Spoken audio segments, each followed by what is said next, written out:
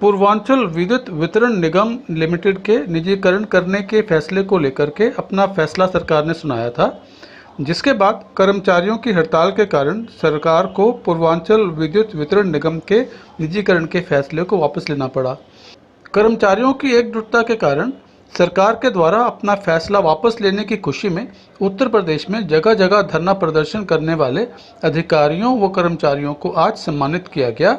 वो विद्युत वितरण में क्या क्या सुधार किए जा सकते हैं जिसके कारण सरकार का राजस्व बढ़े, उसकी भी चर्चा की गई। भारतीय न्यूज़ 24 के लिए कैमरामैन अर्जुन के साथ हरीश यादव की रिपोर्ट। मैं इंजीनियर जयप्रकाश, केंद्रीय पर्यवेक्षक विद्युत कर्मचारी संयुक्त संघर्ष समिति उत्तर प्रदेश एवं केंद्रीय महासचिव राज्य विद्युत परिषद जोन सेक्टर।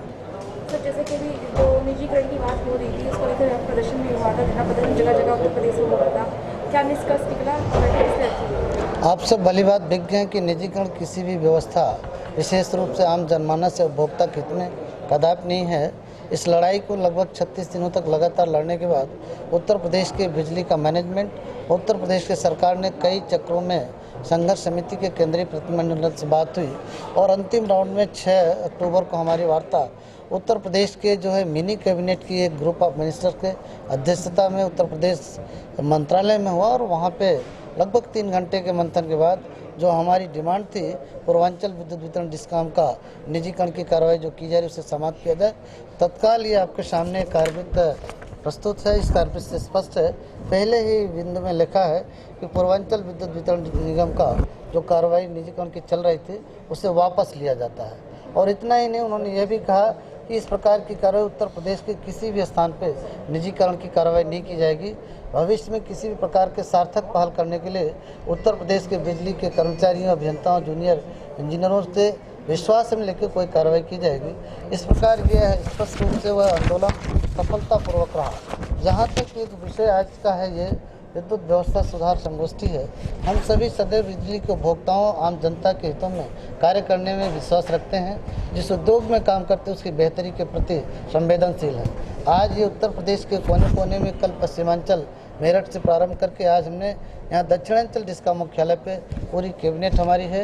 यहाँ के पूरे कंपनी के कोने कोने से हमारे इंजीनियर, कर्मचारी, जूनियर इंजीनियर ये सब इसमें प्रतिभाग कर रहे हैं। ये सभी कैबिनेट के लोग हैं, ये सामान्य सदस्य नहीं हैं। यहाँ प्रशिक्षण लेके पुनः इस क्षेत्रों में धरातल पे एक एक कर्मचारियों, जूनियर इंजीनियरों। सरकार का कहना यह है कि अभी निजीकरण नहीं किया जाएगा,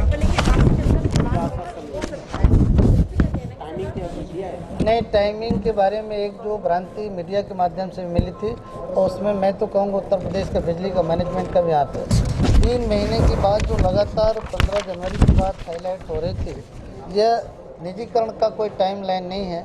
अपितु चूँकि उत्तर प्रदेश के काबीना वित्त मंत्री, बिजली मंत्री ने हमारे साथ संवाद की, हम लोगों ने कहा कि विगत में 18 में हमारा एक समझौता हुआ था कि निजीकरण नहीं होगी और संयुक्त अप्रोच के माध्यम से सुधार करेंगे। ये दुर्भाग्य कि बिजली का टॉप मैनेजमेंट हमें सुधार के लिए कोई व्यवस्था नहीं दिया और न सुधार के लिए कोई कार्यक्रम चलाने का प्रयास किया। इसलिए हम संयुक्त सहभागी से हम लगातार सुधार करेंगे। हर महीने माननीय बिजली मंत्री से वीडियो कॉन्फ्रेंसिंग करके उसकी समीक्षा की जाएगी और भविष्य में जो चीज़ें जिसका कंट्रीब्यूशन था, जो कर्मचारियों का उसने कितना किया और बिजली के मैनेजमेंट सरकार का जो कंट्रीब्यूशन इसमें व्यवस्था देने का था कितना किया, उस पर समीक्षा करेंगे और इस व्यवस्था को आगे चलाने के लिए हम कार्य करेंगे। Thank you sir. मैं इंजीनियर प्रभात सिंह, महासचिव उत्तर प्रदेश राज्य विद्युत परिषद अभियंता संघ। जैसे निजीकरण की बात कर जा रही है और विद्युत निजीकरण की बात है, आधा टोरेंट तो ले लिया है, टोरेंट ने प्राइवेट कर दिया। क्या लगता है निजीकरण सरकार क्यों करना चाहती है? क्या बेहतर सुविधाएं जनता को नहीं दे पा रहे इसलिए या कुछ और खामियां हैं? देखिए, वर्तमान व्यवस्था में भी जो भी हमारा ढांचा है उसी में हमने जो है 24 घंटे बिजली देने का लक्ष्य जो है बखूबी निभाया है। आपने एक उदाहरण दिया टोरेंट का, अगर टोरेंट का ही उदाहरण ले लें तो प्रतिवर्ष 10,000 करोड़ रुपए का सरकार को घाटा हो रहा है टोरेंट की तरफ से।